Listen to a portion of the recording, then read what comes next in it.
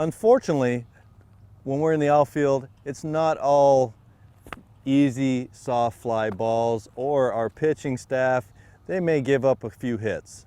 Well, when that happens, we have to be able to defend that. And going back again, I always talk about time. We always talk about time. Now, if I can get a ball hit to the fence, and as the outfielder, I'm in pursuit, okay? I'm running to the ball. I want to make sure that I'm square to the baseball, but I want to make sure that my throwing foot is on the outside of the ball. I do not want to try to reach down and look for the runner and see where everybody is. I want to make sure that I have a clear view of the baseball, come up, crow hop, and hit my cutoff man. So if that ball is hit up against the fence, I'm going to make sure that I don't jog after the ball. I run as hard as I can, break down right before I get to the ball, because what's happening as I'm running, who else is running? The guy that hit the ball. If I jog to this ball, he's not jogging. When you run the bases, you don't jog. You run as hard as you can. Same thing in the outfield. Same thing when we're playing defense, is I go hard at the baseball. I'm under control when I get to the ball, but I make sure that I have the ball, I secure the baseball. Now, sometimes pitchers say they push the ball into the ground to get a proper feel for the ball. That's fine. That's fine. If that's what you need to do, that's fine. Anything that you can do to get a proper grip on the baseball, that's what you do. A pet peeve of mine is this right here. Patting the glove after I pick up the ball, patting the glove and throwing the baseball. All right, again, I go back to time. It takes time to do this. That's one step. You just gave the runner. You just gave him one extra step. Now the odds of me making a play and throwing or getting an assist on a play, the odds go down. I want to make sure that when I get to a ball, I'm under control here and I release the ball. All right, I'm going to go through it a little bit faster. Okay, I'm going to go through it a little bit faster. I'm going to get a ball hit against the fence and I'll go through it in a little bit faster speed. All right, I'm in my ready position. Boom.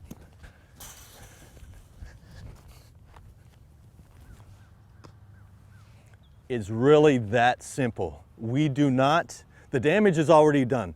We do not want to give that base runner an extra base.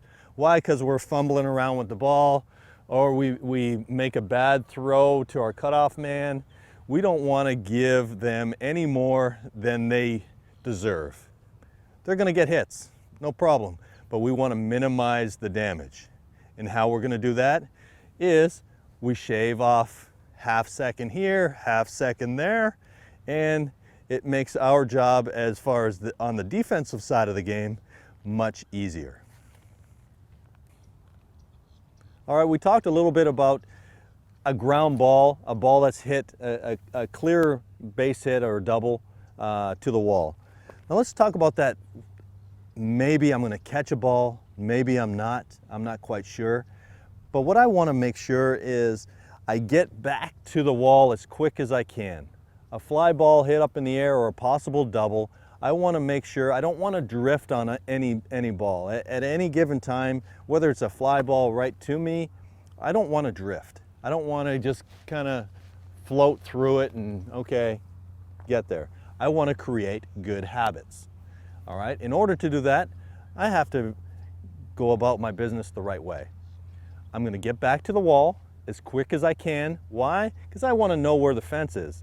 A lot of times injuries happen because they don't know where the fence is. Now this kind of ties into communication. The off-fielders have to help. They have to help. So good communication between the outfielders that are playing out here together, knowing where the fence is. But prior to that, when I set up, I have a good understanding of where I am on the field. Where I am on the field. If I'm playing way up there, I don't really have to worry too much about the fence. If a ball's hit over my head and I'm running and running and running and running and running, and the ball still hasn't come down, well, maybe I have to be leery about where the fence is. Or if I'm playing really, really deep and the ball's hit over my head, where's it going? It's going into the pond. All right? Have an understanding of where we are on the field helps a whole lot. That and communication. Now, getting back to this ball that's maybe a double off the fence or over the fence, or maybe I can catch it. I want to make sure I get back to the fence, find the fence, find the ball. Your throwing hand can be here, and we want to be able to jump at the fence. Making sure that we're under control. When I'm here, I'm going to get back to the fence as soon as I can, as quick as I can. Where I get into trouble is I drift. I drift along with the ball, and all of a sudden, I don't know where the fence is yet, and bam, I hit the fence.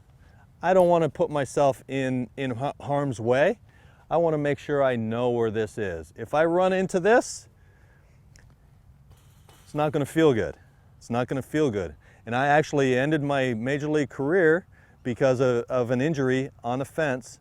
I thought I was closer to the wall than I was. Didn't turn out that way. I jumped at the wrong time.